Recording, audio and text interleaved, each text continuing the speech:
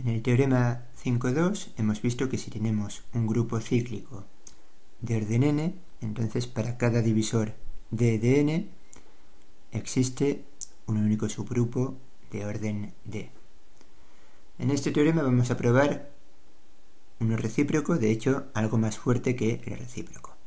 Vamos a probar que si para cada divisor d del orden de un grupo, ¿vale? Para cada divisor d del orden de un grupo n, existe a lo más un subgrupo de ese orden, entonces G es cíclico.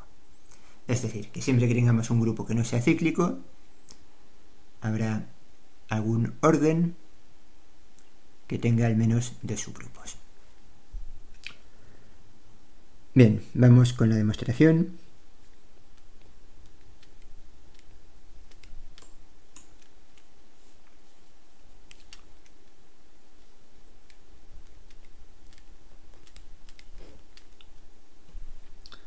Vamos con la demostración. Vamos a utilizar la notación del teorema anterior.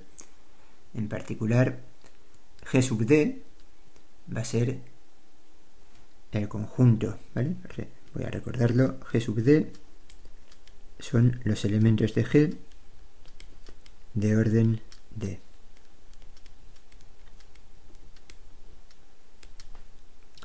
Y en la demostración del teorema anterior habíamos visto que el orden de G es simplemente la suma de los cardinales de los G sub d, donde d divide n, ¿vale? Y esto es porque G, de hecho, es la unión disjunta de los G sub d.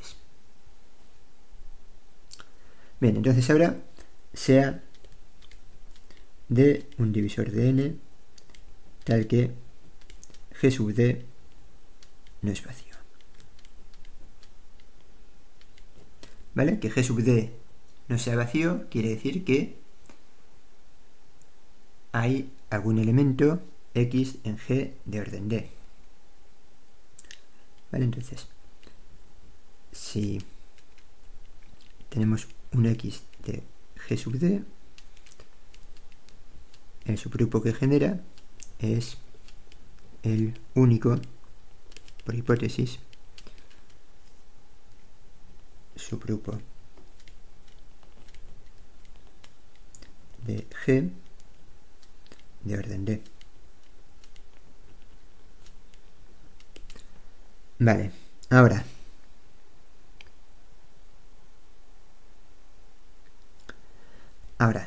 los elementos de G sub d, ¿qué son?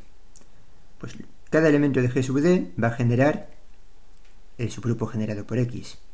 Es decir, los elementos de G sub d, como en el teorema anterior, los elementos de G sub d son los generadores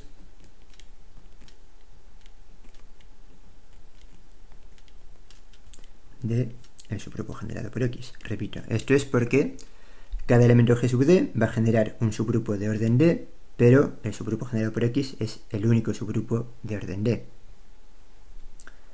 ¿Cuántos generadores tiene el subgrupo generado por x? Pues ya sabemos que esto es phi de d. Es decir, esto implica que el número de elementos de G sub d es igual a phi de d. Ahora, ¿qué sucede? Que tenemos que n es igual a el orden de G, que es la suma de los órdenes de los G sub d, donde d divide a n. Por otro lado, hemos visto en el teorema anterior que n es la suma de phi de d, donde d divide a n.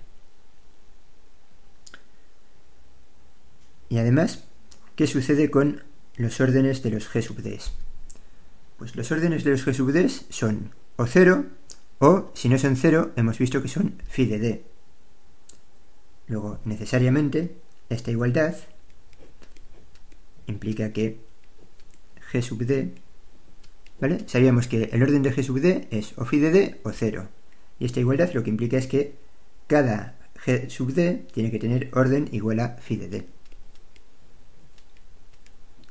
¿Vale? Ya que si el orden de alguno de estos G sub D fuese 0, esta igualdad de aquí no podría ser cierta.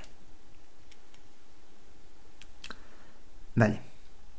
Entonces, el orden de cada G sub D es phi de D. En particular, el orden de G sub n es igual a phi de n, y de aquí lo único que me interesa es que esto es por lo menos 1. Es decir, que hay algún elemento de orden n. Entonces, ese elemento de orden n, ¿qué va a generar? Pues generará un subgrupo de G de orden n, y como G es de orden n, ese subgrupo tiene que ser todo G. ¿Vale? Es decir, esto implica que G es cíclico.